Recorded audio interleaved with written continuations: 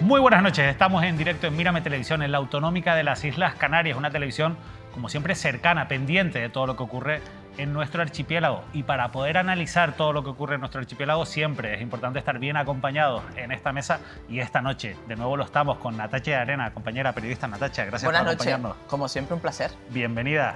¿Te vas a algún lado en Semana Santa? Me voy a algún lado en Semana Santa, además de procesión gastronómica al norte a Donosti y Vitoria. Mira que yo no soy mucho de procesiones, pero las procesiones gastronómicas me motivan más. Cada uno tiene que hacer lo que le gusta, ¿no? Lo que le pide al cuerpo. Efectivamente, nunca mejor dicho. Óscar Martín. ¿Qué tal? Muy buenas noches a todos. Buenas noches, Onda Cero Canarias. ¿Qué tal? ¿Cómo estamos? Bienvenido. Tú sí te vas a algún lado, seguro. Sí, pero por aquí, por las islas. Bueno, La Gomera. ¿Para qué te pones así con misterios si todos sabemos a dónde vas? Efectivamente. Estuve este fin de semana y estaré también estos días. Lo digo para que no se me enfaden en La Palma. Pero bueno, acabas de desvelar la ruta, pero bueno, ya iré a La Palma pronto. Bueno, yo voy a La Palma por mí. Efectivamente. Por ti, lo anuncio también en Semana Santa, así que, bueno, cubriremos el expediente.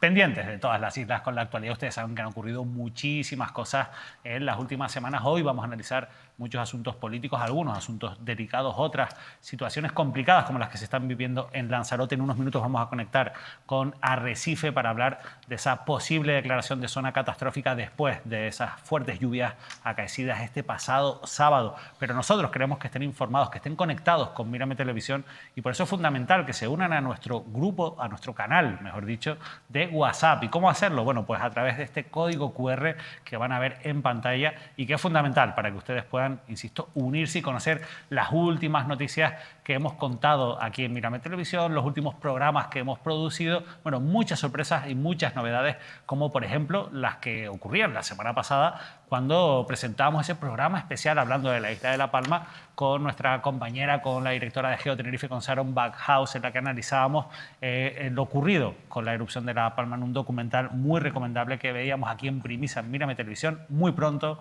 podrán ver la segunda parte, pero como les decía, muy pendientes de lo que ocurre en la isla de Lanzarote, porque si bien Canarias estuvo muy pendiente también de esa borrasca Olivier, lo cierto es que no había una previsión de que pudiesen caer lluvias tan intensas como la que ocurrieron este pasado sábado en la isla de Lanzarote. Lo cierto es que en muchos municipios afectados, en algunos lugares, se registraron más de 100 litros, Óscar, situaciones complicadísimas. Sí, la verdad que sí fue tremendo en este caso, claro, inesperado parece ser, porque además hay cierto malestar por los avisos de la MED, en este caso, bueno, pues que el temporal de agua provocó daños en infraestructura, especialmente en este caso en la zona de Taichen, en la zona de Teguise, en Arrecife, en la capital de la isla, innumerables, de luego una situación bastante complicada. Ahora, bueno, están haciendo un llamamiento desde el Cabildo Insular de Lanzarote para que comuniquen los afectados, notifiquen sus daños para empezar ya ese proceso de reparación y las ayudas. El Gobierno de Canarias, de hecho, ya anunció hoy que trabaja, insisto, para tratar de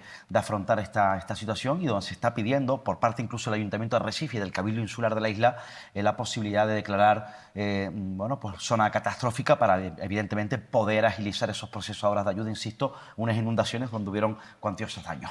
Bueno, cuantiosos daños. Vamos a conectar precisamente con Arrecife, y qué mejor que hacerlo con el alcalde de Arrecife, con Jonathan de León, que ya nos acompaña para hacer un balance de cuál es la situación y sobre todo de esa declaración, ese trámite que se tiene que hacer para solicitar que sea declarada zona catastrófica. ¿Qué puede conllevar esto? ¿Qué va a conllevar en la práctica y por qué es necesario? Bueno, nos vamos a saludar a Jonathan de León. Jonathan, muy buenas noches, gracias por acompañarnos. ¿Qué tal? Muy buenas noches. Gracias a ustedes por permitirme estar comunicándoles qué es lo que sucede en Arrecife. Bueno, es importante que hagamos un pequeño balance, si no le importa. ¿Cuál es la situación a día de hoy, ahora que han pasado ya cerca de 48 horas aproximadamente de esas fuertes lluvias del pasado sábado? ¿Cuál es la realidad? Más de 200 incidencias son las que se han notificado, pero no sé si han podido hacer algún cálculo de esos daños materiales, de cuántos son las personas afectadas en este caso, y sobre todo los centros e instalaciones que han sido afectados, y por qué están planteándose esa posibilidad de solicitar la declaración de zona catastrófica. Bueno, pues ahora estamos tratando de recuperar la normalidad. Tenemos desplegado más de 100 personas por toda la ciudad, en diferentes barrios de Arrecife, en el entorno del centro, pues tratando de recuperar, como decía anteriormente, la normalidad. Las calles están llenas de fango, llenas de piedras, que han traído lo que son todos los barrancos que vienen desde las partes altas, porque hay que tener en cuenta que Arrecife es una desembocadura natural y por lo tanto todos aquellos barrancos que no estén bien encauzados, pues con lluvias torrenciales como las que han habido en el día del sábado, 60 litros por metro cuadrado, y a lo que hay que sumar también todo ese agua que viene de la zona de Montaña Mina o zona de Sonsamas, pues yo creo que si sacamos cálculos pueden pasar los 100 litros y que han causado muchísimos desperfectos, más de 100 viviendas que han sufrido daños, vehículos que están, pues prácticamente muchos de ellos que no podrán ser usados nuevamente, familias que han perdido pues todos los enseres de sus viviendas, incluso locales comerciales que han perdido su maquinaria y que no pueden desarrollar la actividad. Esto nos conlleva a tener un informe de Protección Civil, del coordinador de Protección Civil y también coordinador de Plan de Emergencia Municipal, en el que nos alerta de que la situación pues no es nada sencilla y que bueno, tardaremos algunas semanas en recuperar la normalidad. Si bien es cierto que el tener todas las cuadrillas desplegadas durante todas estas tardes, mediodías y noche y durante la mañana trabajando a destajo ha permitido que todas las vías pues sean abiertas con normalidad para tener un mejor desarrollo. Dar gracias que ha sido durante un fin de semana, las cuadrillas de limpiezas han podido estar durante toda la noche del sábado y todo el domingo. Hemos desplegado diferentes maquinarias pesadas, palas, cubas y muchísimos operarios y bueno, también agradecer la colaboración vecinal que está permitiendo también pues que se puedan entre vecinos ayudarse unos a otros. Nosotros también hemos activado un retén de entre 10 y 15 personas para ayudar a esas personas mayores que no tienen la posibilidad de limpiar sus viviendas anegadas, pues que puedan hacerlo poniéndose en contacto con nosotros. Bueno, han anunciado ustedes esa posibilidad de plantear la declaración de zona catastrófica. ¿Esto qué trámite conlleva? Y en el caso de que sea aceptado, ¿qué supondría para el municipio de Arrecife? Hombre, principalmente lo que buscamos es que el Gobierno de España active partidas presupuestarias urgentes para que todos estos vecinos puedan recuperar lo que han perdido. Hay vehículos, estamos hablando de vehículos nuevos que tienen meses, familias que han trabajado durante muchos años para tener, digamos, pues su su vivienda, tener una vivienda dotada con todo lo que necesitan, locales comerciales que han tenido inversiones pues de mucho nivel económico muy altos y al final pues lo que resulta es que van a tener muchos de ellos que cerrar sus puertas o esperar meses en poder recuperar. Creo que convertir a Arrecife, declararle como zona catastrófica, permitirá que se activen ayudas por las administraciones para permitir que estos ciudadanos puedan recuperar la normalidad, pero es verdad que nunca se les pasará de su cabeza la situación que ha acontecido en Arrecife. Depende del Consejo de Ministros, del Gobierno de España, el cual yo creo y espero que tenga bien a autorizarlo, como digo, para poder ayudar a estas familias con todo lo que necesiten y volver a recuperar la normalidad en sus vidas. Pero han cuantificado, quizás es pronto todavía, pero han podido cuantificar los daños. Ahora mismo se están sacando los vehículos de los garajes después de ser todos achicados. Hay garajes inmensos, garajes de más de 2.500, 3.000 metros cuadrados y que gracias a Dios se pudieron sacar algunos vehículos del interior, pero hay muchos garajes pequeños que tienen vehículos dentro que han sido vaciados, pero es verdad que no han podido sacarlos porque muchos de ellos son vehículos electrónicos y no han podido sacarse. Por lo tanto, ahora habrá que esperar, sacar esos vehículos, ver si funcionan o no, porque muchos de ellos las centralitas pues se les bloquea y no pueden ni siquiera pues sacarse, ¿no?, del propio garaje. A partir de ahí tendrá que cuantificarse económicamente, pero ya les digo que los daños son bastante cuantiosos, no solamente daños en vehículos, sino también, como digo, viviendas, familias que han perdido todos sus enseres, locales comerciales que se han visto gravemente dañados, sobre todo en la zona de la calle Alcalde Ginés de la O, jóvenes emprendedores que han emprendido su negocio hace apenas unos pocos años y que han visto cómo al final estas lluvias torrenciales pues les han llevado a su ilusión, ¿no? Natacha.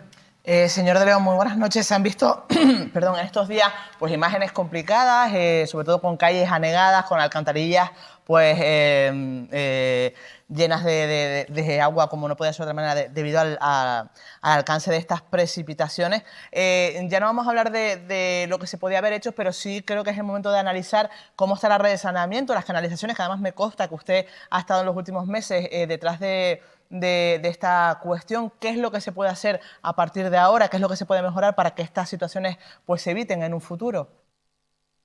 Pues mire, principalmente hemos pedido hoy al Consejo Insular de Aguas que se activen los mecanismos para encauzar bien todos esos barrancos que están en las partes altas y que tantos daños nos generan. Y las pruebas es que tenemos las calles del centro de la ciudad, en la parte baja de la ciudad llena de tierra, de piedras, y eso quiere decir que han venido de los barrancos. Hacíamos un vuelo aéreo con el dron para comprobarlo y verificarlo, y así es. Teníamos taludes hechos que impedían que bajase el agua, pero es tal la virulencia con la que bajaba el agua que ha roto esos taludes, ha entrado por muchas viviendas de las calles de Argana, la zona de la calle Escardillo, de la calle Balayo, y todo ese agua ha ido a parar al centro. Por lo tanto, lo primero es solicitar al Consejo Insular de Aguas que se analice y que se busque la viabilidad de encauzar el agua no hacia el centro de la ciudad, porque al final la Argana Alta o el centro de la ciudad no podemos cambiarlo, pero es verdad que podemos dirigir los barrancos hacia el mar, y eso llevará a obras e infraestructuras. Paralelamente, en lo que es en las zonas urbanas, sí que estamos nosotros trabajando en ejecutar. Ahora mismo tenemos en ejecución un lote de pluviales, que es en el entorno de las Cuatro Esquinas o el charco de San Ginés, para minorar el impacto de las lluvias. También tenemos ahora mismo adjudicado un segundo lote de pluviales que permitirá coger las aguas desde la zona de la Cruz Roja y trasladarlas a la zona de Portonao, y un tercer lote que sacaremos en breve a licitación. Por lo tanto, estamos poniendo de nuestra parte para conseguir que todas las infraestructuras viarias sean obras de futuro, porque es verdad que Arrecife ha crecido considerablemente, pero el subsuelo, las obras del subsuelo se han quedado estancados durante muchísimos años, no se han preocupado de la zona del subsuelo, y por lo tanto creo que es ahí donde tenemos que estar para tener una ciudad de futuro. Está muy bien convertirlas o reconvertirlas o transformarlas del subsuelo hacia arriba, pero en rasante, digamos, pero las obras del subsuelo sí que hay que ejecutarlas, a pesar de que sean obras muy molestas para los vecinos, pero son obras de futuro que van a permitir que esto que ha sucedido en estos días no se vuelva a repetir. Es verdad que son lluvias torrenciales que no estaban incluso previstas, porque lo que teníamos de la EMET era una prealerta, no sé si ni siquiera llegaba a ser una alerta, y que se activaba pues a las 2 de la tarde, cuando que ya teníamos todo el agua encima. La que cayó prácticamente en 1 hora y media. Es imposible, por mucha infraestructura hidráulica que tengamos, pues es imposible prácticamente que no genere algún desperfecto. Pero lo que hay que trabajar es para minorar esos desperfectos que ha ocasionado. Por eso lo importante de encauzar esos barrancos, para que el agua no llegue al centro de la ciudad, no rebose todas las alcantarillas, porque al final hay un problema también, que hay ahora mismo el saneamiento está junto con las redes de pluviales. Es verdad que las obras que se van haciendo nuevas se van ejecutando las separativas, pero hay que tener en cuenta que las naves industriales, las viviendas, el agua de sus tejados va al saneamiento. Por lo tanto, ahí, y también hay que decir que en la zona de San Bartolomé, cuando llueve o que llueva de la parte superior, todo ese agua va a parar al Arrecife, al saneamiento de Arrecife. Por lo tanto, las infraestructuras que se construyeron hace 50 años ya no tienen la capacidad para poder acoger estas lluvias. Óscar. Sí, alcalde, por lo que se ve, desde luego parece que no estaban preparados, ¿no? Que les pilló desprevenidos. Está diciendo usted que no tenían un aviso, en este caso, a tiempo, desde luego, ante esta situación por parte de la MEO. O sea, que por tanto, ante esa situación se encontraron con esta sorpresa y con estas consecuencias. Bueno, pues efectivamente había una prealerta activada. Es verdad que los días anteriores teníamos una borrasca, una tormenta, que era la de Olivier, en la que preparamos a todos los dispositivos, activamos el plan de emergencia municipal, en el que teníamos a todos los dispositivos en la calle, retenes en diferentes lugares de la ciudad, la policía local, protección civil, todos los operarios de vías y obras, los operarios de transporte y movilidad, todos activados. Pero bueno, una vez desactivadas las alertas, pues evidentemente pues todo el mundo se fue a casa a descansar. Activaron una prealerta el sábado en la mañana, teníamos los retenes localizados, pero es cierto que de unas pocas horas pues empezó a llover, ¿no?, en el municipio de Teguise, en el cual también cogimos y automáticamente mandamos a todos los dispositivos de Arrecife al municipio de Teguise, porque creo que hay que ser solidarios, y así mandamos a la policía local, mandamos a Protección Civil para ayudar y colaborar en todo lo que fuese necesario, con la sorpresa de que a la hora o 2 horas, pues esa lluvia empezó a afectar a Arrecife también, y tuvimos que devolver a todos esos dispositivos hacia Arrecife. Pero como digo, estas lluvias torrenciales en tan corto espacio de tiempo han generado muchísimos problemas en la ciudad.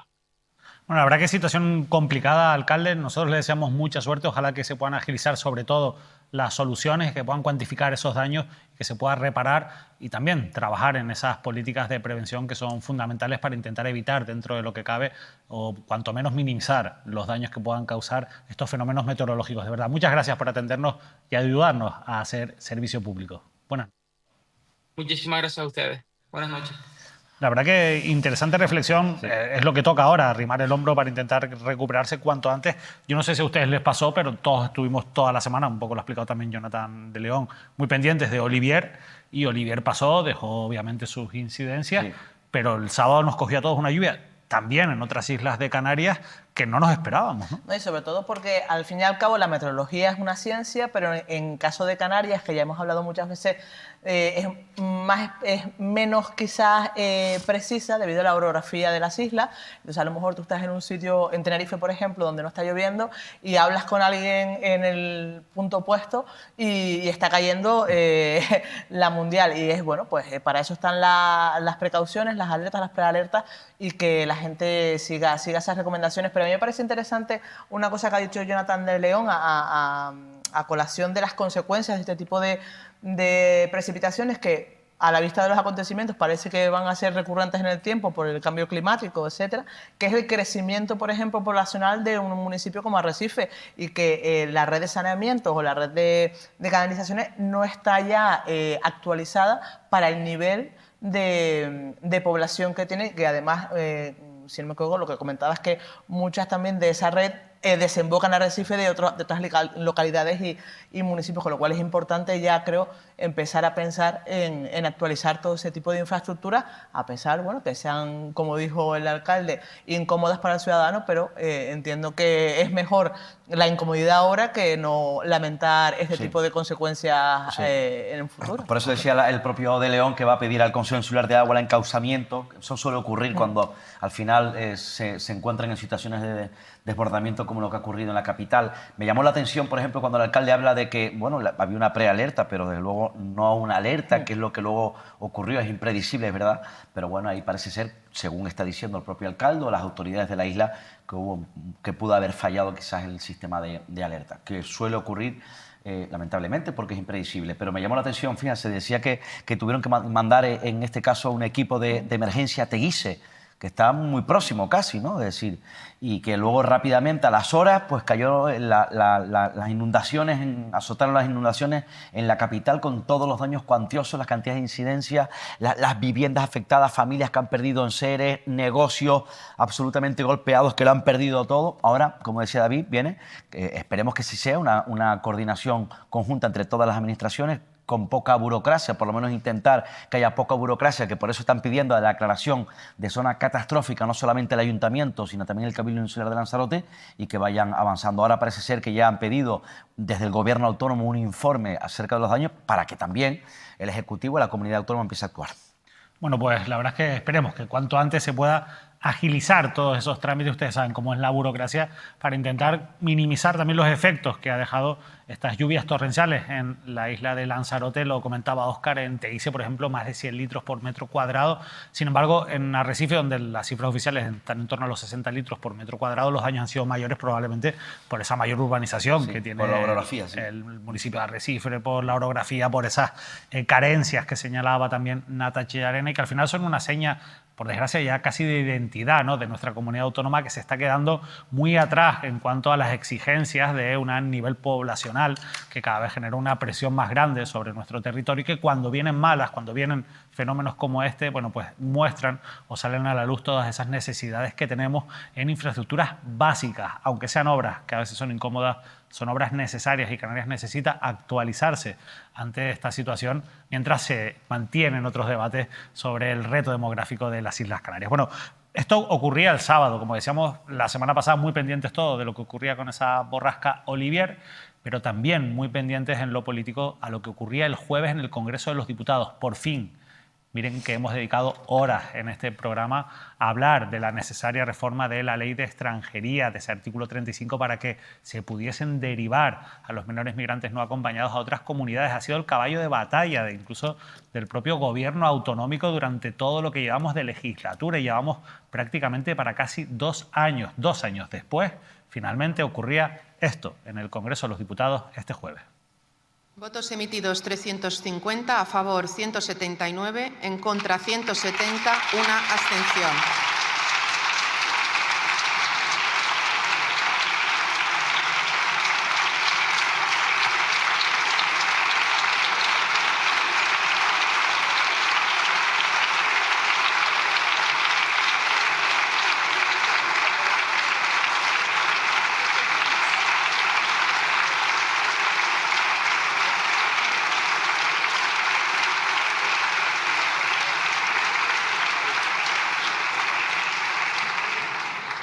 En consecuencia, queda convalidado el Real Decreto Ley 2/2025. Bueno, ese Real Decreto Ley, por fin, 2/2025, que va a permitir esa convalidación, la reforma legal del texto de esa Ley 4/2000, que es la Ley de Extranjería, que regula los derechos y los deberes de las personas extranjeras en nuestro país. Veíamos en esas imágenes al ministro Torres. Vamos a escuchar lo que decía después de esa votación. Creo que es el día, después de pasar unas horas y después de un intenso pleno en el que además hubo muchísimos sentimientos y mucha pasión, valorar la aprobación de la convalidación del Real Decreto Ley que da una respuesta a los menores inmigrantes no acompañados a través del Congreso de los Diputados. Es un hito histórico, nunca antes se ha dado, una reivindicación de 30 años por parte de los territorios frontera, especialmente Canarias, pero también Ceuta, Melilla, en su momento Andalucía, Baleares, Murcia y otros lugares. El Gobierno de España aprueba un Real Decreto Ley convalidado ayer que da respuesta a cualquier territorio que entre en una contingencia migratoria. Yo quiero hoy agradecer el apoyo con su sí de 9 grupos políticos, también la abstención de un grupo político que no votó en contra, y lamentar que de 12 grupos políticos que hay en el Congreso de los Diputados, ha habido 2 que han votado en contra. La ultraderecha a través de Vox, que siempre ha estado en el no, que su postulado ante los menores no acompañados es que se devuelvan a sus países, cosa que lo impide el derecho internacional, o que se queden confinados en los territorios frontera, lo que va en contra del derecho del menor. Eso significa que estén en hacinamiento y también es injusto a los territorios frontera. Y junto a la ultraderecha de Vox, ayer votó también no el Partido Popular, cosa que tengo que lamentar profundamente. Porque gobierna la mayoría de las comunidades, porque preside Ceuta y Melilla y preside, forma parte del gobierno de Canarias, algo absolutamente incoherente. Silencio en el Partido Popular en Canarias, lo nombraba o lo aludía a ellos Ángel Víctor Torres, el expresidente del Gobierno autonómico, actual ministro de Política Territorial y de Memoria Democrática. En el Congreso sí defendió obviamente su postura, su no a esa convalidación. El Partido Popular lo hizo a través de la diputada Ana Alós, que además es vicesecretaria de Igualdad y Políticas Sociales de la formación conservadora. Vamos a escuchar cómo justificó en el Congreso, mientras seguimos pendientes de que haya una reacción desde Canarias de su presidente Manuel Domínguez, el Partido Popular, el no a la convalidación de ese decreto ley. Del fracaso absoluto de la política migratoria del Gobierno de Sánchez. Es un parche que se limita a repartir el problema sin abordar ni una sola de las causas raíz.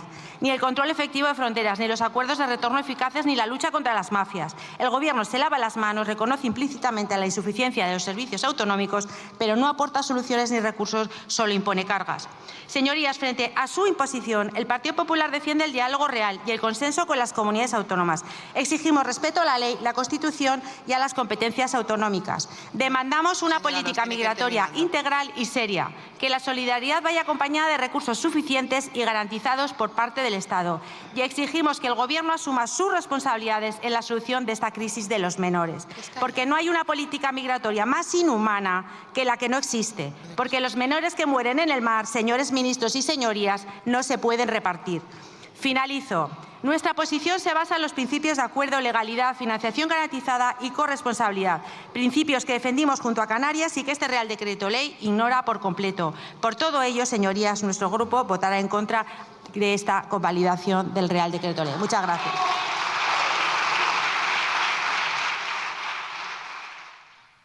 Y desde el Ejecutivo Autonómico, quien sí ha hablado y ha hablado mucho sobre este asunto, y lo ha hecho, por supuesto, también después de la votación del jueves, es su presidente, Fernando Clavijo, que acogía con felicidad, bueno, pues la decisión del Congreso de los Diputados. Así lo expresaba.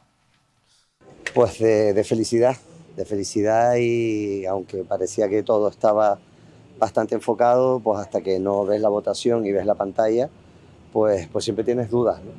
Creo que hoy es un gran paso, no solo para España como país, que se dota de un sistema nacional de acogida a menores, a niños y a niñas solos, menores extranjeros no acompañados. Creo que es una gran batalla que desde Canarias, con unidad política, y le quiero agradecer expresamente al portavoz de Agrupación Socialista Gomera que haya estado hoy aquí todo el día con nosotros, pues empujando, aunque sea con los pensamientos, para que llegase esta convalidación. Y desde luego hoy ya podemos decir que efectivamente se está haciendo justicia con esos niños y esas niñas, se está haciendo justicia con Canarias, y que España está pudiendo dar una respuesta estructurada y solidaria en el interés superior del menor. Y agradecerle a ustedes, los medios, que han estado en todo momento, al tercer sector que nos ha apoyado, a la unidad política que, salvo Vox, se ha manifestado en Canarias en todo momento.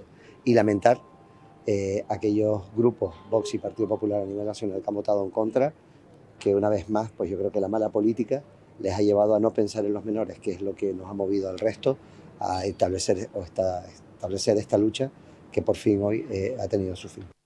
Bueno, escuchamos a Fernando Clavijo, diferenciaba al Partido Popular a nivel nacional del Partido Popular en Canarias, pero también es verdad que los diputados canarios del Partido Popular votaron también en contra en el Congreso. En cualquier caso, ahí estaba, por cierto, en Madrid, Fernando Clavijo, arropado por Candelaria Delgado, la consejera de Políticas Sociales de la Comunidad Autónoma, y por Casimiro Curbelo, de la agrupación socialista Gomera, que no quiso perderse esa oportunidad tampoco, Natacha. Bueno, la oportunidad de apoyar al Gobierno de Canarias en este caso y de salir también en la foto en un momento importante para Canarias. Yo, para hablar de este tema, tengo que tener un esquema, porque hay tanto de lo que hablar que me abruma, ¿no?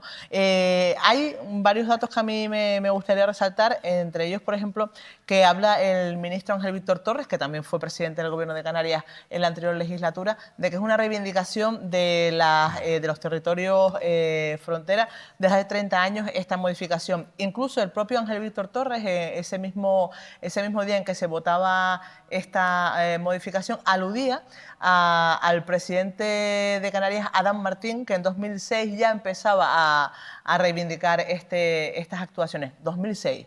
Estamos en el 2025. Ya que han tenido tiempo, ha pasado muchísimo. Después, como no quiero monopolizar, me voy a referir también a la portavoz del Partido Popular. Bueno, ojalá el Partido Popular hubiera gobernado alguna vez en el Gobierno de España para haber podido solucionar esta problemática. Y por Fernando Clavijo, por el presidente del Gobierno de Canarias, yo me alegro que se haya llevado a cabo finalmente esta modificación. Me alegro que después de 2 años de trabajo, mira que yo soy especialmente crítica siempre con la gente que está gobernando, porque creo que debemos ser así, pero en este sentido creo que es de recibo decir que el Gobierno de Canarias ha estado permanentemente trabajando para que esto se lleve a cabo, a pesar, pues, esa dicotomía de estar gobernando con el Partido Popular aquí en Canarias. Por cierto, que su presidente y a la postre vicepresidente del Gobierno, Manuel Domínguez, daba una entrevista hace muy poco diciendo que el Partido Popular entendía su postura, porque es verdad que Manuel Domínguez ha sido tibio pero crítico con esta materia. De hecho, en el Parlamento de Canarias reconoció en el pasado mes de marzo, en uno de los plenos, que él estaba a favor de esa propuesta de convalidar este decreto ley. Mi pregunta es que si él está de acuerdo y comprende la postura de su partido. Entonces, ahí, y hablabas tú antes de los diputados canarios en el Congreso, que ahora mismo, del Partido Popular en este caso, que ahora mismo tienen una papeleta bastante complicada a la hora de responder cuando se les diga de qué sirve tener diputados canarios en el Congreso de partidos con estructura nacional si te tienes que deber a la disciplina de partido. Es muy complicado y más sobre todo en temas como este que son tan importantes para Canarias. Sí, hay que decir que Casimiro Curbelo, por cierto, excesivo el rato de aplauso en el Congreso de los Diputados, de luego, a mí me parece que fue demasiado tiempo aplaudiendo, pero bueno, aunque sea un asunto esto estrella, porque era una gestión política, bueno, pues era una lucha que se estaba prolongando en el tiempo, entre otras cosas porque se había politizado y porque no se consideró por parte de algunas fuerzas políticas como Vox o el Partido Popular a nivel nacional, como dice el presidente Clavijo, como un asunto de Estado, y tenía que haber sido un asunto de Estado.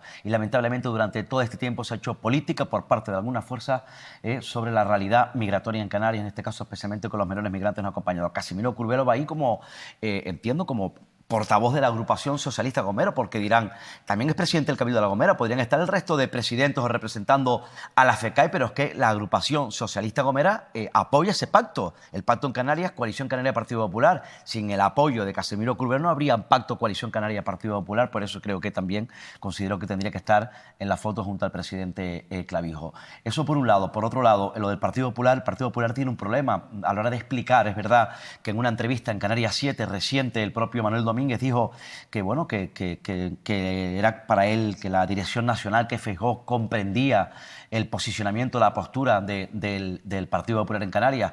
Tenía que haber convencido Manuel Domínguez al Partido Popular a nivel nacional para que también entendiesen y comprendiesen la dura realidad que está viviendo Canarias con los menores migrantes no acompañados. Eso por un lado. Por otro lado, el silencio de los diputados del Partido Popular, que desde luego los diputados del Partido Popular en el Congreso de Canarias están pues, obedeciendo la disciplina del partido. Pero la disciplina del partido en Madrid, Óscar, En porque Madrid, la disciplina del partido en Canarias era la posición que bueno, oficialmente pero en este trasladaba caso Manuel Domínguez. representan al Partido ¿Ellos a quién Popular, se deben? forman parte están representando a Canarias. Son diputados del Partido Popular de Canarias, pero forman parte del Grupo Parlamentario Nacional. Y si algunos de los diputados del Partido Popular canarios, con acento canario, allí en ese Congreso de los Diputados, levanta la mano en contra, pues ya se tiene que abstener, en este caso, se tiene que ser consciente que pueden abrir un expediente disciplinario dentro del Grupo Popular por saltarse, en este caso, la disciplina de grupo, que ha ocurrido ya en otros asuntos. Pues y al final es simplemente una multa, a no ser que sea un tema muy complicado. Claro, pero tendrán que explicarlo ellos, los diputados. Si allá la conciencia de cada uno de los diputados, tendrá que explicarlo bien también el propio Manuel Domínguez, porque hay que decir también que el Partido Popular en el Parlamento de Canarias apoyó, en la Cámara, apoyó esta reforma de la ley, del artículo 35 de la Ley de Extranjería. En cualquier caso, desde luego, no sé si esto es político o no, pero hay una contradicción. Es decir, que el Partido Popular Nacional, con miembros, diputados canarios, vote en contra sobre un asunto que lidera el Gobierno de Canarias, Coalición Canarias, Partido Popular en Canarias, políticamente para mí hay una contradicción. Al final decía Natachi, me reía... Que por cierto, sí. para decir que no solamente tiene díscolos anchos el Partido Socialista en el Partido Popular, en este caso, o contrarios, o en Vox, también tiene uno dentro del Partido Socialista. Ya saben que Paje, que es presidente de la Comunidad de Castilla-La Mancha, dirigente del Partido Socialista, díscolo de Pedro Sánchez, ha anunciado hoy que va a presentar un recurso ante el Constitucional por esta aprobación de la reforma de la Ley de Extranjería, porque dice que no tiene recursos, que no cuenta con financiación y le parece lamentable. Que, por cierto, hoy Alfonso Cabello, el portavoz del Gobierno autónomo, ese gobierno que conforman Coalición Canaria, pero también el Partido Popular, le ha pedido al señor Paje solidaridad. Hombre, solidaridad y un poquito de capacidad de altura, ¿no? De decir, oye, al final hay que ser conscientes de que Canarias ha asumido, y yo creo que, como has dicho tú, esto lo ha defendido muy bien el Gobierno de Canarias y su presidente, Fernando Clavijo, un coste que legalmente le corresponde, pero que es injusto, ya que tantas veces hablamos de justicia social en un Estado de Derecho que fomenta también la solidaridad entre las comunidades autónomas. No es justo que Canarias tenga que asumir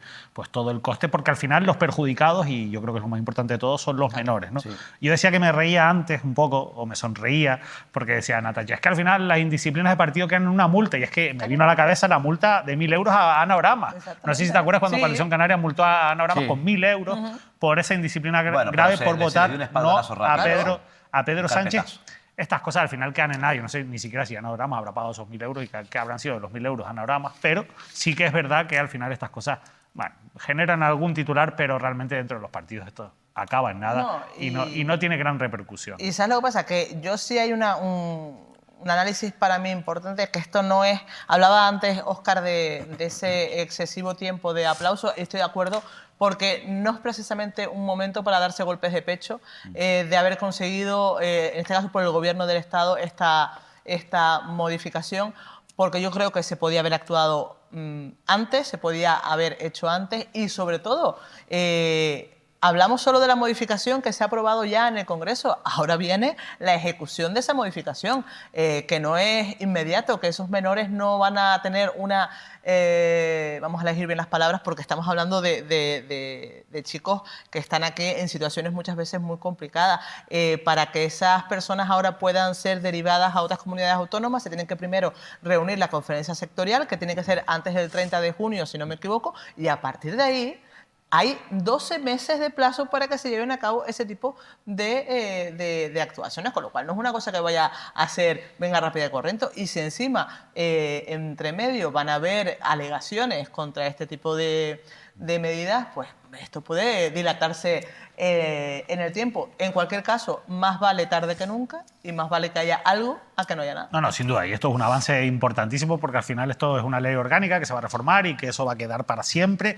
Y ahora es verdad que el proceso es complicado. Fíjate, mejor me lo pones, más tiempo tiene el señor Paje en este caso para poder prepararse, para acoger a esos menores que además se van a repartir de manera que yo no creo que esto le suponga a Castilla-La Mancha una debacle económica en sus cuentas y en su presupuesto, y sobre todo sí que demuestra pues, la falta de solidaridad y de humanidad de algunos dirigentes políticos que yo creo que han quedado retratados en la foto de este debate en torno a la derivación de los menores migrantes. Pero bueno, hablando de partidos políticos, ustedes saben que nos gusta un poco el salseo político aquí en esta casa, en Canarias al Día, sobre esos congresos que se celebran. Y ahora, después de que hayan pasado ya los congresos del Partido Socialista, vienen los congresos del Partido Popular, sin muchas sorpresas, pero con algunos cambios que pueden ser importantes. Pero yo, antes de entrar en el Partido Popular, quiero preguntarle a mi compañero Óscar Martín, que no estuvo aquí la semana pasada, Óscar, por el Partido Socialista y ese congreso en Tenerife, porque me gustaría saber qué opinas, y probablemente nuestros espectadores también, porque sobre todo con esa ejecutiva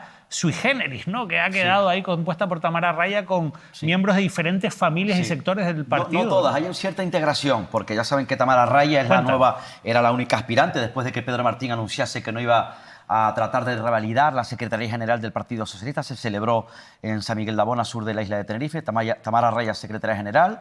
En este caso hay dos hombres que se mantienen de la época de Pedro Martín, que es Aarón Afonso, en la ejecutiva, que es el vicesecretario general del Partido Socialista, la acompaña en la cúpula a Tamara Raya, y también repite Manuel Martínez, dos hombres de Pedro Martín. Manuel Martínez, que hasta hace bien poco era el secretario de organización del Partido Socialista en Tenerife y que se mantiene en la ejecutiva. Hay una mujer que ha perdido el poder en su municipio, una mujer que ha tenido un valor importante, incluso se especuló la posibilidad de que podría optar a la Secretaría General, que es Jennifer Miranda.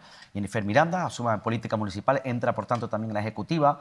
Un hombre histórico del Partido Socialista de la isla de Tenerife, de la agrupación socialista en Laguna, José Antonio Balbuena, que ya ocupó responsabilidades en su momento en la dirección insular del Partido Socialista, senador por la comunidad autónoma, entra también en esa ejecutiva. Pero si me preguntan ustedes, por cierto, Patricia Hernández, que es secretaria general de los socialistas chicharreros, en la presidencia, aunque saben que la presidencia quizás es un puesto más simbólico. Si me preguntan ustedes qué familia, quién gana o quién ganó ese congreso, pues el de siempre, José Miguel Rodríguez Fraga, el alcalde de Adeje, vuelve a tener el peso, el poder, sigue mandando en el Partido Socialista, no solamente en Tenerife, sino a nivel regional. Y preguntarán por qué. Porque saben ustedes que en este caso, en el regional y en el insular, la secretaria, por cierto, La Laguna también tiene su peso con Luis Geray Gutiérrez, que también se especuló que podría dar un paso, que es Óscar Olaves. Óscar Olaves, el nuevo secretario de organización del PSOE tinerfeño, su jefe de gabinete de La Laguna. Porque digo que sigue teniendo fuerza José Miguel Rodríguez Fraga, porque han nombrado de secretaria adjunta a Olave Carmen Nieves Rodríguez Fraga. Carmen Nieves Rodríguez Fraga, que es la hermana de José Miguel Rodríguez Fraga. ¿Por qué digo yo que Fraga sigue teniendo poder en el PSOE en Canarias? Porque no olviden que de otro municipio, Manuel Fumero, que fue alcalde de Vilaflor, otro hombre de Fraga, y es el secretario de organización adjunto a la propia Nira Fierro en la dirección regional del Partido Socialista. Me llamó la atención, por cierto, el hecho, saben que además también entra en la ejecutiva el Partido Socialista del Puerto de la Cruz a través de Sebensui González, llevando en la Secretaría de Comunicación. Pero me llamó la atención que dentro de la ejecutiva no aparece, desaparece completamente, por ejemplo, Marco González, que viene de ser alcalde, del líder de la agrupación en el Puerto de la Cruz, alcalde de la ciudad turística, y desaparece, no está en este caso en la ejecutiva. Oye, por cierto, nombrabas a Sebensui, que tuvo un conflicto, creo que con David Hernández hace poco, que trascendió. No sabemos qué ha quedado. Esa izquierda portuense desangrándose a cuchillazos ahí en público, en la calle, una vez más, ¿no? Insultos ahí en la ciudad. Sí, delante de la gente, pero se amenazaban con denuncias ante la policía. No sé en qué habrá acabado eso, a ver si un día nos cuentan. Pero vamos, que siempre desangrándose esa izquierda portuense, después de incluso haber conseguido quedarse muy cerca de la mayoría absoluta en las últimas elecciones, y al final, bueno, pues dando motivos a esos pactos que están proliferando, en este caso gracias al apoyo de, que lo iba a decir, a la Asamblea Portuense, apoyando a Partido Popular y Coalición Canaria. Les decía, el Partido Popular en Fuerteventura, Jessica de León, lo publicaba Canarias 7, tiene todas las papeletas para ser la nueva presidenta del Partido Popular en Fuerteventura. ¿Qué te parece, Natacha, la figura de Jessica de León, que además es la consejera de Turismo, que está cogiendo mucho peso? Después ahí estamos viendo el titular de Canarias 7, Jessica de León, posible candidata a ocupar la presidencia del PP de Fuerteventura, y después de ese momento tan crítico que se vivió en el PP tras las elecciones, cuando parecía que tenían cerrado un pacto con Coalición Canaria, y finalmente Fernando Enseñat perdió, en aquel momento presidente, perdió ese apoyo y el pacto se firmó Coalición Canaria-Partido Socialista. Entendemos que será la única candidatura de Jessica de León a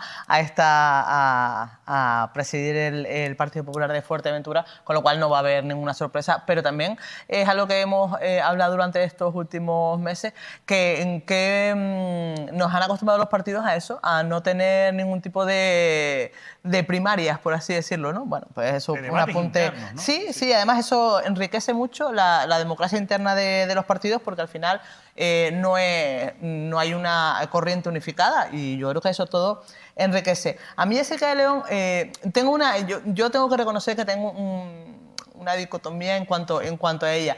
Me parece una mujer muy preparada, me parece una mujer muy interesante a nivel político y a nivel personal. Además, ella es periodista, trabajó durante muchos años en Televisión Canaria. Me parece una persona serena, que comunica muy bien lo que quiere hacer y lo que puede hacer, pero en cambio tiene en sus manos una responsabilidad que es absolutamente importantísima en estos momentos en Canarias, que es la Consejería de Turismo, con varios asuntos candentes con los que yo obviamente pues no estoy de acuerdo, y ahí entonces intento abstraerme para poder analizarlo bien, pero es complicado. Tema de la tasa turística, que ya se ha mostrado, bueno, ya no personalmente, sino como consejera en contra de esa medida. El tema de la ley de viviendas vacacionales, que bueno, que ahí está, pero bueno, que vamos a ver cómo sale. Claro, que a ver por ejemplo, nos han suspendido la concesión de licencia. Efectivamente. Y siguen proliferando. Y es un caldero al fuego muy importante, sobre todo por que aún se mantiene esa corriente de, digamos, de necesidad de ver cómo llevamos el sector del turismo en los próximos años, porque además es algo que en los próximos días, semanas también creo que va a haber nuevas movilizaciones al respecto. En mayo. Sí. Y aparte, bueno, pues después tiene que abordar la necesidad de ver cómo aúna del turismo, el sector turístico, como un sector fundamental en la economía de las islas, con la preservación del territorio en estos momentos. Para mí es complicado. Sí es verdad que yo creo y considero que el presidente de un partido no debe tener responsabilidades políticas y públicas, precisamente porque contraviene muchas veces lo que uno piensa como partido, en este caso el Partido Popular, con sus responsabilidades públicas. Sin embargo, la tendencia es la contraria, es decir, se utilizan precisamente estos congresos y estas posiciones internas de trampolín a candidaturas. La propia Tamara Raya no lo ha escondido, el propio Lope Afonso, al que vamos a hablar ahora en Tenerife, tampoco lo ha escondido, y se pone secretario general o presidente del partido a la persona que quieres que sea candidato o candidata en las elecciones. Pero después eso te puede jugar en contra, porque ya lo vimos con Fernando Clavijo como presidente del Gobierno de Canarias, además Clavijo, presidente de Coalición Canaria con la moción de censura en Granadilla, cuando él decía que pactar con Vox es una línea roja, y han pactado con Vox. Y él es el presidente del partido. O sea, es el presidente de Canarias, el presidente del partido es la persona que lleva supuestamente la voz cantante de las directrices del partido, pues que en este caso no se han cumplido. Para mí es muy, muy complicado.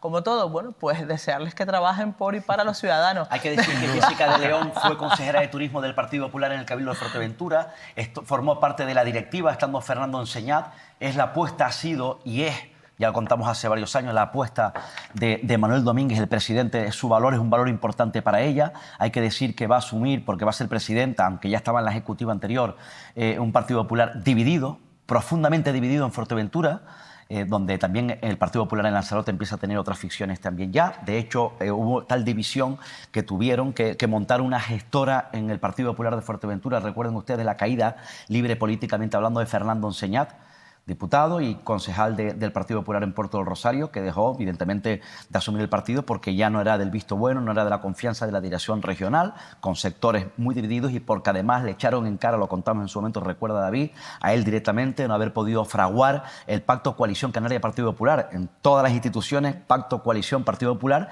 menos en Lanzarote, donde Coalición Canaria se sintió traicionada por el Partido Popular y tuvo que pactar con el Partido Socialista. De luego fue el fin político de Fernando Enseñat, es la apuesta de Manuel Domínguez. Jessica León será presidenta del Partido Popular de Fuerteventura. Y en Tenerife, Lope Afonso tiene todas las papeletas. Circunstancial, vamos. Lope Afonso, ya por cierto, en estas últimas horas anunció que lo anunció el comité electoral, ha reunido 500 avales, ha superado los avales para ser la única persona la que va a presidir en el próximo Congreso de mayo la presidencia del Partido Popular. Ya estuvo en su momento también en la ejecutiva con Emilio Navarro, que saben que Emilio Navarro actualmente es el presidente del Partido Popular. Es alcalde de Santiago del Teide, senador por la isla de Tenerife. Hay quien pregunta ¿y por qué Emilio Navarro no se presenta? Porque Emilio Navarro se presentó de manera transitoria, provisional, después de que Manuel Domínguez era presidente del Partido Popular en Tenerife, siendo el propio Emilio Navarro su número 2. Manuel Domínguez da el salto, a la presidencia regional y de manera transitoria Emilio Navarro, hasta que se celebrase el Congreso, asume la presidencia. Llega al Congreso, Emilio Navarro deja el liderazgo del Partido Popular en Tenerife y le abren la puerta al propio Lope Afonso, vicepresidente del Cabildo, para liderar el Partido Popular en Tenerife. ¿Qué te parece Lope Afonso, Natacha? Pues mira, sinceramente, en la línea de Jessica de León, me parece que son gente relativamente joven, no son personas quemadas a nivel mediático o a nivel público por la política, y creo que tienen muchas cosas que aportar. Además, Lope Afonso viene también aunque ahora sea vicepresidente del Cabildo, viene de la municipalidad, siendo el alcalde en su momento del Puerto de la Cruz. Pasó también un desagradable momento jurídico del que salió para él, afortunadamente, bien parado. Y yo creo que tiene una imagen, creo que, a ver cómo lo puedo decir, tiene una imagen como muy blanca de cara a la ciudadanía, es mi percepción. Pero vuelvo otra vez a lo mismo, o sea, personas que quieren y aspiran a tener cargos públicos, además cargos importantes, y que en la actualidad también tienen cargos públicos, creo que no deberían ser las cabezas de sus partidos. A mí es un perfil que no me disgusta. Un perfil, además, un perfil de consenso, un perfil dialogante, bueno, que también tiene ahora diversas responsabilidades de gran relevancia, que también, pues evidentemente, tendrá que explicar en algunos momentos cómo combinar esas responsabilidades políticas de partido con las responsabilidades de la vicepresidencia del Cabildo. Bueno, pues este miércoles va a tener una buena oportunidad Lope Afonso para explicar esta y otras cuestiones que pueden surgir, porque va a estar aquí en Canarias al Día para atendernos, para hablar, por supuesto, de sus responsabilidades en el Cabildo de Tenerife, pero también, obviamente, de esta nueva etapa como presidente del Partido Popular en la isla y muchos retos, contradicciones, debates, cuestiones en las que va a tener que posicionarse. Por ejemplo, esa negociación, iba a decir situación rocambolesca que se está viviendo en el municipio de Güímar, después de lo que ocurriera en Granadilla con esos dos concejales del Partido Popular, uno que apoyó la moción de censura, primero decía que por presiones del partido, después que libremente porque se habían inmiscuido por parte de la alcaldesa Jennifer Miranda en la política del Partido Popular, y otra que decidió libremente y que ha sido expedientada por ello no votar esa moción de censura. Bueno, una de las cuestiones que va a tener sobre la mesa, sin duda alguna, Lope Afonso, y otra es esta, lo que está ocurriendo en Güímar, como les decía.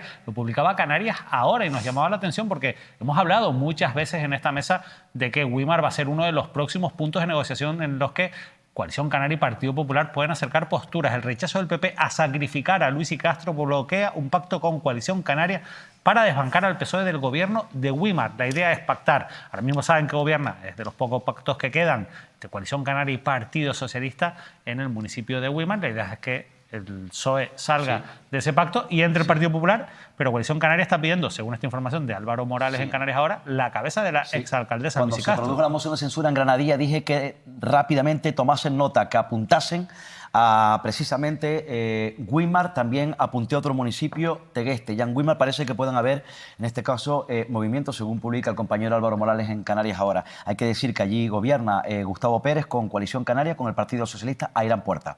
Hay que decir que ya el Partido Popular y el Partido Socialista en su momento también, bueno, ahí hubo una especie de contacto, quizás porque el Partido Popular quería poner celosa a Coalición Canaria con Gustavo Pérez. Ya gobernó el Partido Popular, esta es la clave, Luis y Castro con Gustavo Pérez, Coalición Canaria. Y ahí hay un problema de personalismo importante, porque hay que decir que Luis y Castro, que ahora es la portavoz de la oposición, por cierto, asesora en este caso también en presidencia de Manuel Domínguez, la propia Luis y Castro, porque no gobernó, se fue, desembarcó a presidencia del gobierno, expulsó al propio Gustavo Pérez como teniente alcalde, rompió el pacto y expulsó al propio Gustavo Pérez. Por tanto, la relación entre Luis y Castro y Gustavo Pérez no existe, políticamente es muy distante. ¿Qué ocurre? Ahí Coalición Canaria pide la cabeza, en este caso, de la propia Luis y Castro, y desde luego Luis y Castro es una mujer fuerte de Manuel Domínguez. ¿Tú crees que no van a del sacrificar Partido a Luis y Popular? Castro? No van a sacrificar a Luis y Castro. Que además ha sido colocada en el gobierno de Canarias precisamente como claro, alto por eso, cargo, claro, por alto cargo en Manolo presidencia, Domínguez, llevando claro. directora general o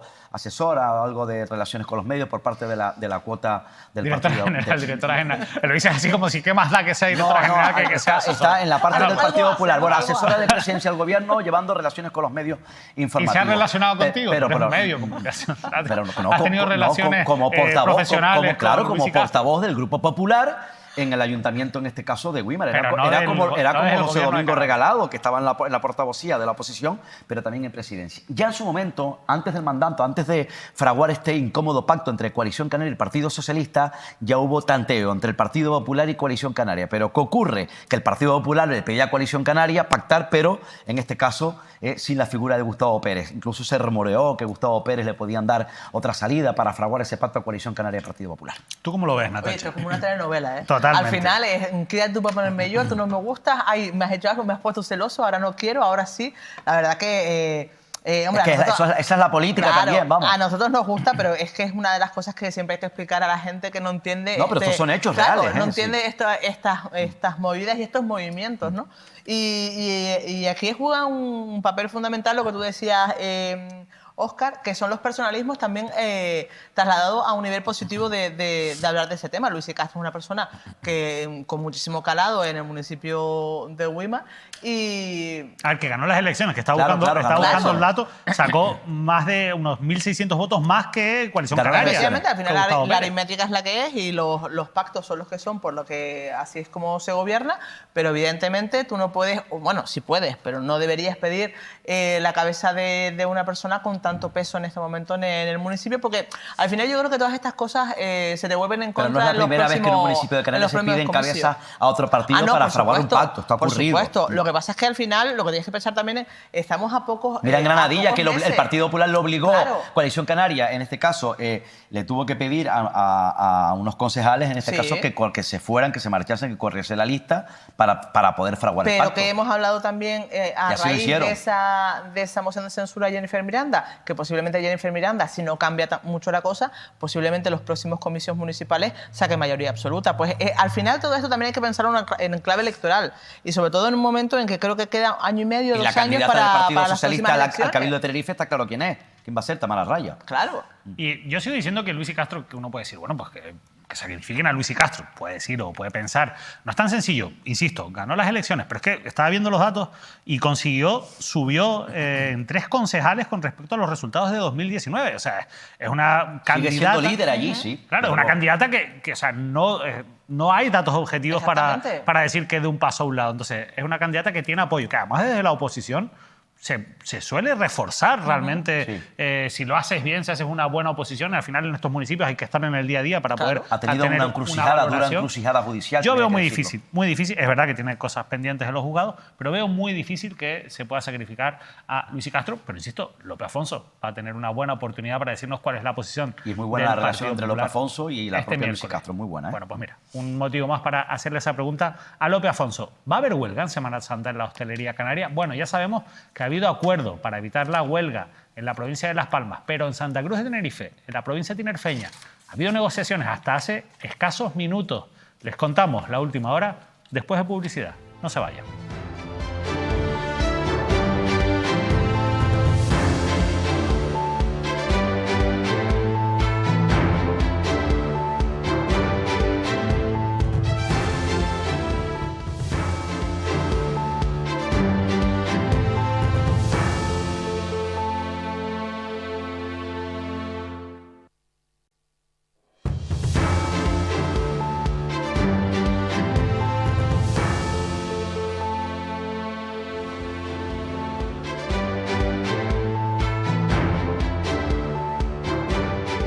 Bueno, estamos de vuelta aquí en Canarias al Día, muy pendientes de lo que ocurra esta Semana Santa con esa huelga en la hostelería. De momento, celebrando, porque es bueno, es un acuerdo entre patronal y sindicatos y sobre todo, bueno, no va a haber huelga en la provincia de Las Palmas. Así lo publicaba el periódico La Provincia después de que las 2 centrales sindicales mayoritarias, Comisiones Obreras y la UGT, consiguiesen llegar a un acuerdo con la patronal de la hostelería en la provincia de Las Palmas. Un alza salarial del 9% y una paga de 650 euros cierra el conflicto en el sector turístico, además de una serie de mejoras en las condiciones laborales de la implantación ya obligatoria en todos aquellos hoteles que puedan ponerlas, de esas camas elevables, de una subida salarial que se tendrá que consolidar en el convenio a lo largo de los próximos años y, como se habla bien ahí, de esa paga de 650 euros extraordinaria, vamos a llamarla así, que va a permitir recuperar la pérdida de poder adquisitivo. ¿Qué te parece este acuerdo, Natacha?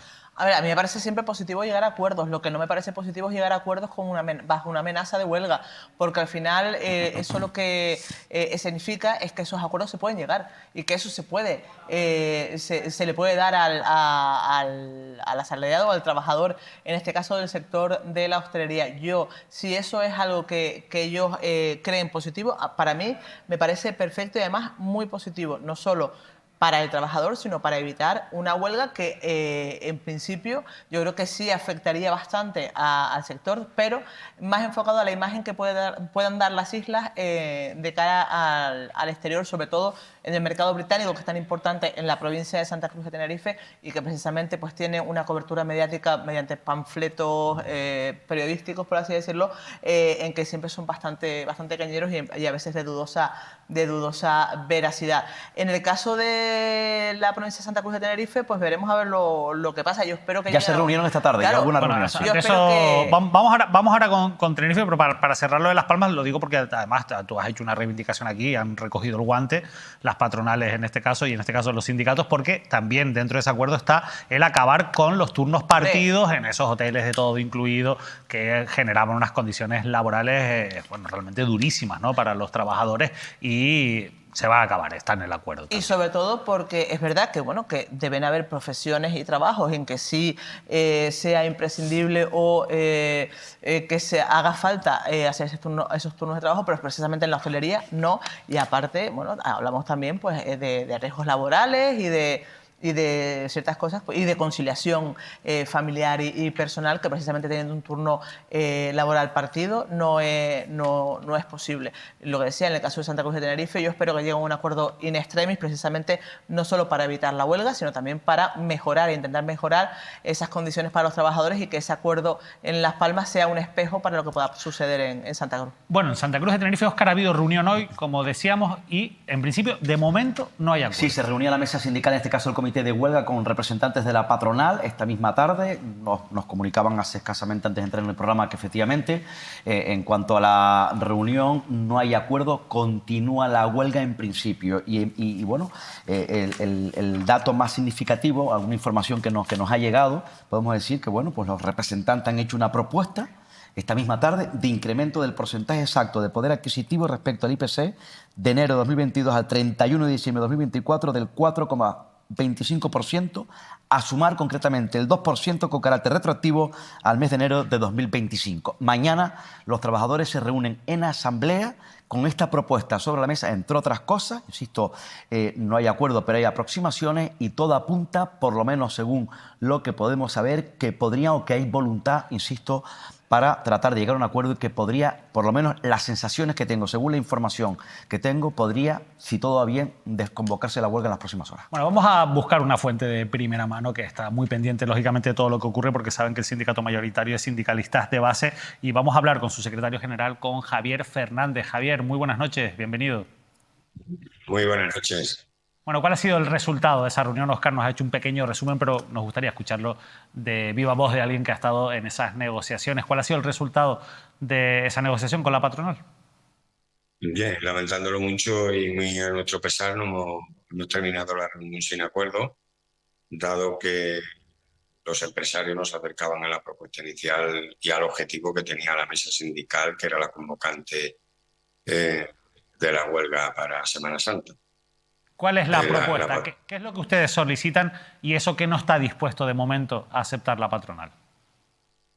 La patronal ofrece un 2, que ya está pactado, y adelantándolo ese 2 al 1 de enero del 25, más otro 2 adicional, que en ningún caso se acerca al objetivo del 4,25 que es el que proponemos nosotros, que es lo que calculamos según las estadísticas que nos proporcionan los organismos oficiales de la pérdida de poder adquisitivo que han perdido los trabajadores de Canarias del año 22 hasta la fecha.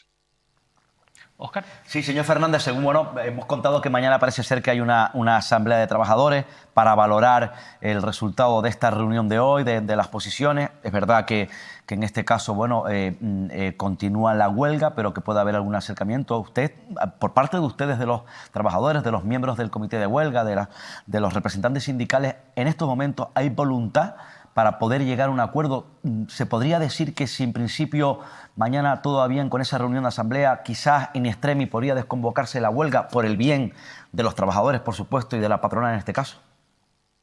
Por supuesto, mañana hasta antes de las 11 nos pueden hacer llegar una contrapropuesta que se acepta la nuestra y desde luego sería trasladada a la asamblea para su aprobación o no. Pero sí, predispuesto desde el minuto 1. Natacha. Señor Fernández, buenas noches. Yo sé que la norma o convenios no son iguales en la provincia de Las Palmas y en la provincia de Santa Cruz de Tenerife. Eso es otro tema del que podríamos hablar en otras ocasiones. Pero me gustaría saber, en su opinión, cuál es el principal escollo en las negociaciones de la provincia tinerfeña para llegar a ese acuerdo cuando en la provincia de Las Palmas se ha llegado a un acuerdo que además habla del 9% de aumento salarial, de ese bonus, de introducir modificaciones en materia de riesgos laborales en las actividades laborales de los trabajadores. ¿Cuál es el principal escollo para que no se llegue aquí a un acuerdo? Bien, primero quisiera decir que en Las Palmas sube el 9% en 2 años y teniendo en cuenta que el 2,25 se subió ya en enero, estaba aplicándose. Y lo que han conseguido en la negociación de la provincia de Las Palmas es el 2,75%, añadido a los 2,25% que ya estaba desde enero, y para el año que viene el 4%. Y luego quisiera también desmentir otra cosa que se ha dicho ahí. En ningún caso en el acuerdo se eliminan los turnos partidos. Al revés, nosotros entendemos que se fomenta. Pero el principal escollo en Tenerife no es otro que es claramente insuficiente el 2+2. De subirían al 4 con efectos 1 de enero. Nosotros estipulamos que el IPC perdido, el poder adquisitivo perdido está calculado según las estadísticas en el 4,25. Eso unido al 2 lo que hace es un 6,25. Eso es lo que estamos pidiendo ahora, que es la última oferta que le hicimos a la patronal, que fue rechazada por ellos. Y mañana nosotros lo que tenemos que trasladar en la asamblea, que está convocada al efecto, es la propuesta que nos han hecho llegar última, el 2+2. Javier, es interesante un poco todo lo que está comentando, pero me llama la atención que desmienta lo de los turnos partidos cuando esto es una información que han dado los sindicatos que han estado en esa mesa. Le leo el comunicado de Comisiones Obreras. En materia de conciliación laboral... ¿Me permite leer el acuerdo? El comunicado sé lo que dice, pero lea la... No, vale, de acuerdo. Yo le voy a contarlo, le voy a leer el comunicado y usted me va a responder si esto que dice Comisiones Obreras en su comunicado es falso y no está en el acuerdo, pero me va a permitir que yo lea el comunicado de Comisiones Obreras. En materia de conciliación laboral y familiar se acuerda la eliminación de los turnos partidos en aquellos hoteles que tengan servicios de todo incluido y se implanta un complemento que compense los descansos entre jornadas inferiores a 12 horas. Esta afirmación que ha trasladado Comisiones Obreras a los medios de comunicación no está en el acuerdo y por tanto no es cierta, le pregunto. No, vamos a ver, dice lo que dice, pero la interpretación que hace usted de que se eliminan los turnos partidos porque mete un condicionante que en vez de eliminarlo lo que va a hacer es favorecer. ¿Por qué? Porque como le digo, siempre que tenga que ser inferior al descanso entre jornadas 12 horas, que establece el Estatuto de los Trabajadores. Solamente en esos casos. Igual que están diciendo que se sube el 9% en 12 meses y es el 9% en 2 años, 25, y el año 26 para el 1 de enero que se aplicaría el 4% de eso. Por tanto, usted dice que no se van a eliminar los turnos partidos o solo se van a eliminar en esas condiciones en las que... Es que no termino de entender por qué se estaba incumpliendo el Estatuto de los Trabajadores, porque el Estatuto de los Trabajadores no se puede incumplir. Bueno, no digo que se incumpla. El Estatuto de los Trabajadores establece el descanso entre jornadas de 12 horas entre turno y turno. Luego existe un Real Decreto, el 1561, que permite, a través de la negociación colectiva, reducir ese parámetro a 10 horas. En esos casos, estamos hablando de que ahí se eliminaría algunos turnos partidos, pero nosotros sabemos que eso no elimina los turnos partidos. Bueno, en cualquier caso, esto es de la provincia de Las Palmas, ustedes son mayoritarios de la provincia de Santa Cruz de Tenerife. Una última cuestión, además del debate salarial, Javier, hay dentro de la letra del posible acuerdo y la propuesta, con respecto a esas condiciones laborales de los trabajadores y trabajadoras del sector, ¿qué más plantean? Nosotros planteamos que en este caso se reduzcan las cargas de trabajo, que se sustituya al personal, que se abonen las funciones que verdaderamente realizan los trabajadores en cada puesto. Es decir, que sabemos y nos consta que hay muchos ayudantes que están haciendo de categoría superior y que no se abonan. Eso entre otras cosas. Bueno, Eso también lo pedimos. Pedimos también lo de las camas elevables, en fin, todo lo relacionado con la prevención y los ritmos de trabajo. Prácticamente no. Pedimos en ambas provincias lo mismo. Pues bueno, vamos a estar muy pendientes, Javier, de lo que ocurra mañana en esa asamblea. Esperemos que haya contrapropuesta por parte de la patronal. Esperemos que se pueda llegar a un acuerdo, que se pueda evitar la huelga y sobre todo que se mejoren las condiciones de los trabajadores y las trabajadoras. Y ojalá hubiera más unidad sindical en el sector. Javier, muchísimas gracias. En el caso de Tenerife estaba toda la mesa sindical, estaba toda la mesa sindical y todos los comités de huelga, incluyendo a comisiones obreras, la tarde de hoy. Sí, pero bueno, a nivel regional. A nosotros nos gusta ver Canarias como una comunidad autónoma. Y quizás otro día, mira, un día le invito y hablamos con calma. Otro debate. Eso es otro debate, lo sé. Y que tuviéramos un convenio regional también estaría bien. Pero bueno, vamos por partes, ¿no? Vamos por partes, vamos a solucionar esto. Y ojalá que, insisto, por el bien de los trabajadores y trabajadoras, que se llegue a un acuerdo. De verdad, muchas gracias por atendernos, Javier. Buenas noches. Muchas gracias a ustedes y gracias por invitarnos al programa.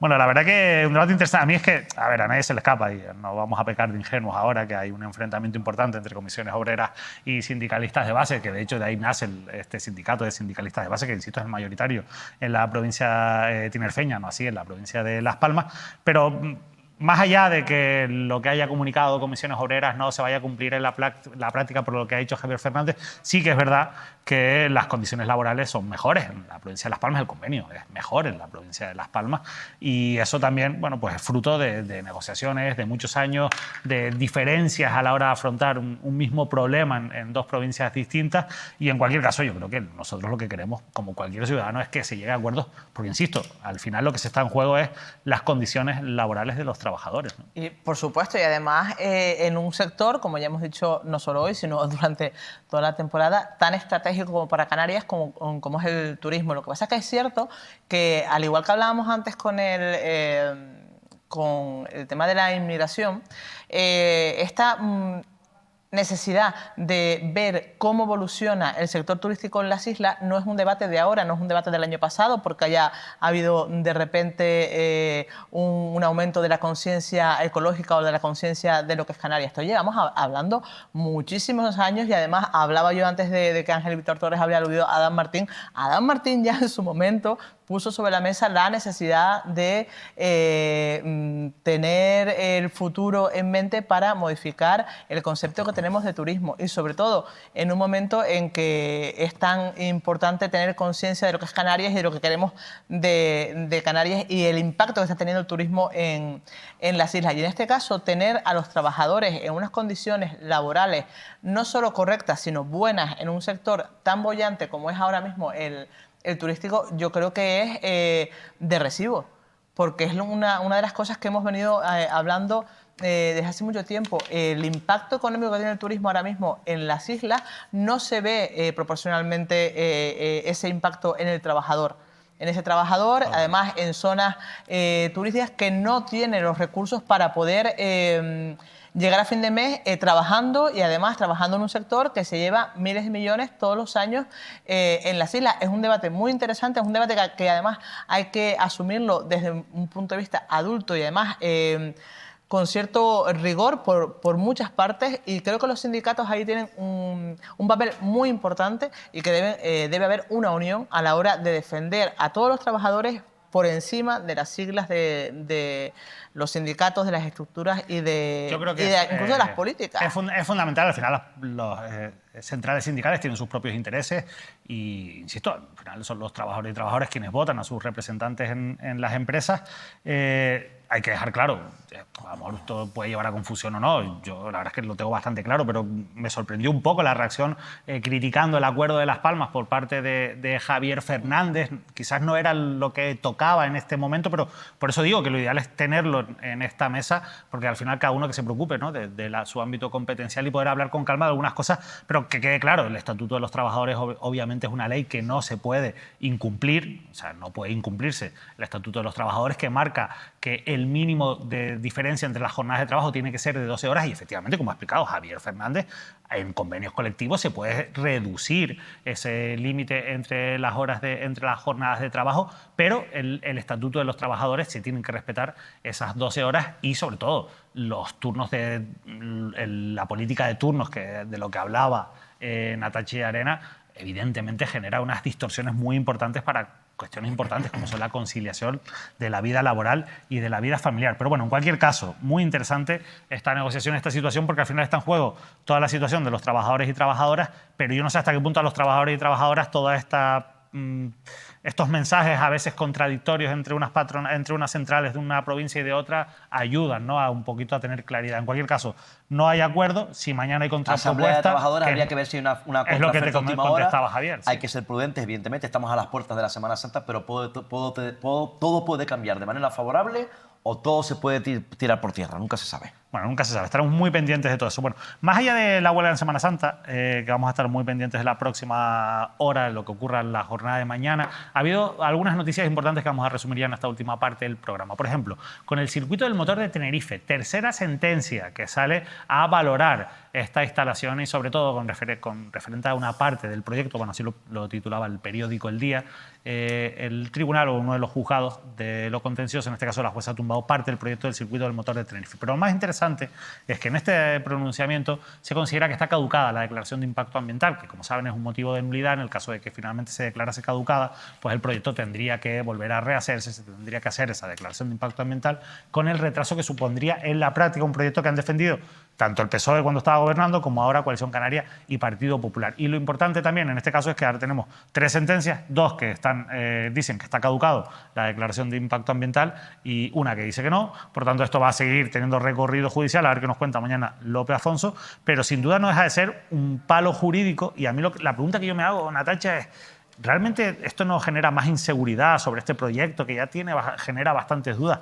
Si los que lo quieren hacer, quieren impulsarlo, ¿no deberían hacerlo cuanto menos con todas las garantías posibles? Pero es que ese yo creo que es el problema en todos y cada uno de los proyectos polémicos que tenemos sobre la mesa ahora mismo, en este caso en la isla de Tenerife. La poca claridad a la hora de explicar esos proyectos, el por qué se hacen, cuál es el objetivo, porque yo, aunque pueda parecer contradictorio en mi discurso de defensa del territorio, yo no estoy absolutamente en contra del circuito del motor. Yo creo que puede ser un proyecto muy interesante en las islas porque hay un foco importante del sector del motor aquí. Yo creo que puede ser también un foco de salidas laborales e incluso académicas vinculadas al motor, pues, y además creo que sería interesante, pero el tema es que no se ha explicado nunca el por qué se quiere hacer un circuito del motor en la isla de Tenerife, no se ha explicado nunca por qué en ese sitio. Dicen que tiene un impacto turístico importante. Claro, pero es que pero es que no podemos basar todo en el impacto turístico que pueda tener un proyecto. Eso lo dijo una vez Arriaga, claro, que era el consejero de movilidad, que apostó también por este proyecto. Precisamente para mí el proyecto del circuito del motor no es un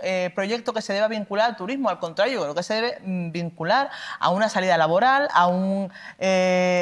a poner a Tenerife en un foco, pues, de gente profesional que venga a la isla, como lo hace en muchísimos otros deportes, pues atletismo, en ciclismo, o incluso en natación, bueno, y después evidentemente en todos los deportes de mar, que Canarias y en este caso Tenerife es un foco importante para ellos. Ahí sí, yo creo que ahí pueden tener una vía de explicación, pero nunca vinculado al turismo. El turismo de motor, para mí me parece absurdo. La gente no creo que viaje por ahí, venga, voy a Tenerife, voy a tener un circuito de motor. Claro, pero yo lo entendería más por una mercado a implicación conquistar.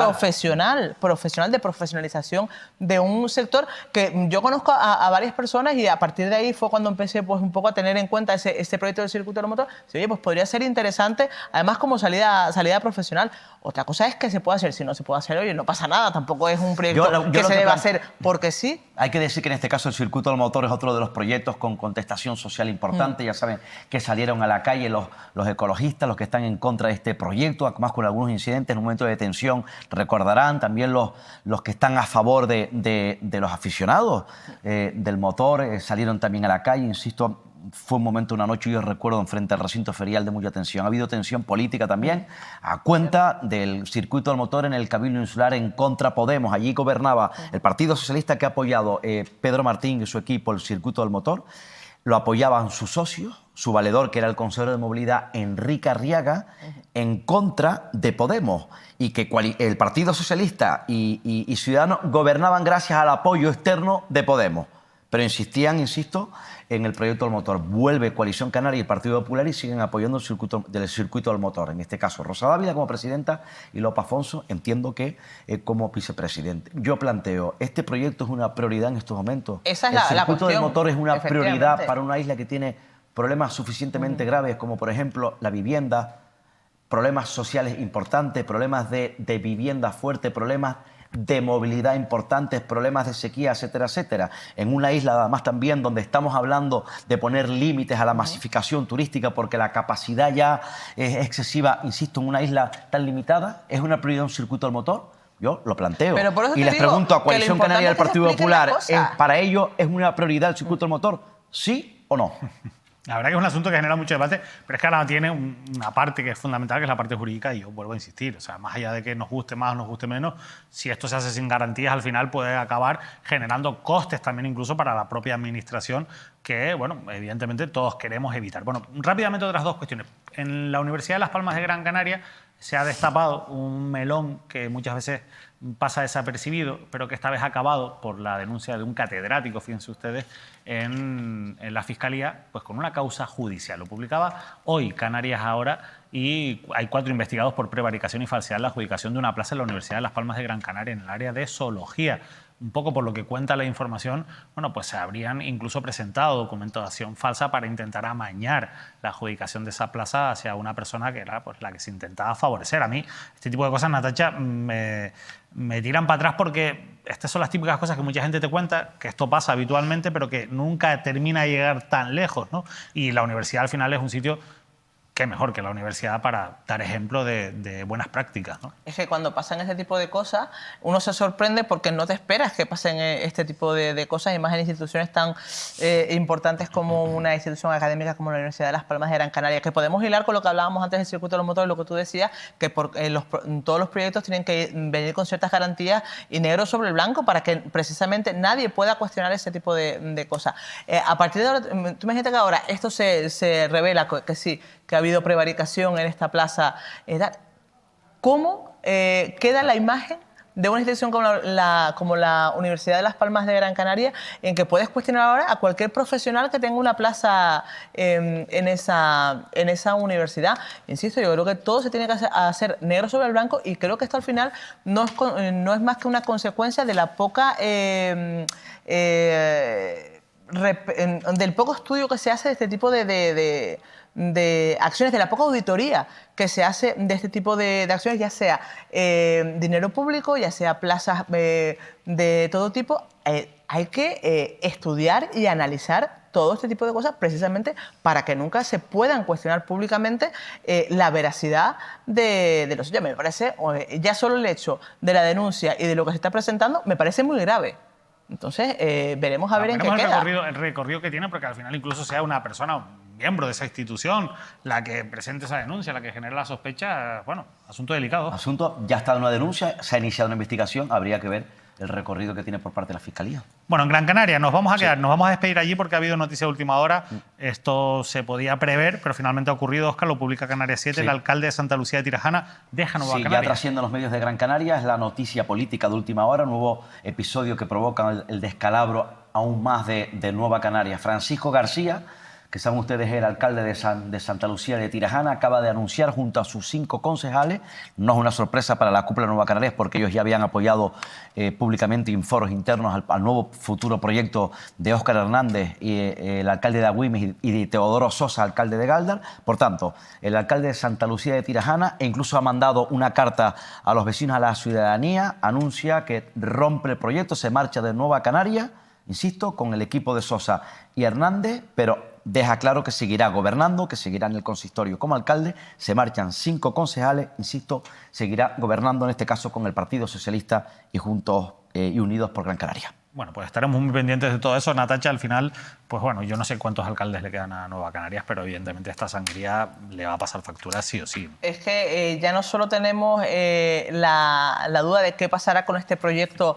como decía Óscar, este nuevo proyecto, que lo que quiere es agrupar de nuevo esa municipalidad, sino el futuro de Nueva Canarias, que hasta hace bien poco, bueno, era una organización política con peso bastante potente en la provincia de Las Palmas de Gran Canaria, y que a la vista de los acontecimientos pues se está desinflando. Con la que se va, por cierto, Amalia Bueno, la alcaldesa de Mogán, Uh-huh. pese a que forma parte de la ejecutiva de la Dirección de Coalición Canaria en Gran Canaria. Se le ha preguntado, cuando se le preguntan a los máximos responsables de Coalición Canaria, dice que ella es una mera colaboradora con Coalición Es Canaria. independiente. No, militante. Es independiente, pero está ahí con un cargo dentro de la ejecutiva. Y habría que ver cuáles serían las aspiraciones de la propia Amalia Bueno en un futuro de estos proyectos. Habría que ver si a lo mejor pues le gustaría ser candidata al Cabildo de Gran Canaria por este nuevo proyecto. ¿Y qué hacemos con o si Teodoro Sosa aspiraría en este caso a ser candidato a la presidencia, o si no, en esa nueva posible alianza entre este proyecto y Coalición Canaria, que, ojo, Coalición Canaria aspira a tener 5 diputados, Teodoro Sosa fuese el candidato al Congreso de los Diputados por Las Palmas de esta nueva alianza. Eso Coalición Canaria con este nuevo grupo político. Ojo, habría que abrir. analizarlo un día, ¿eh?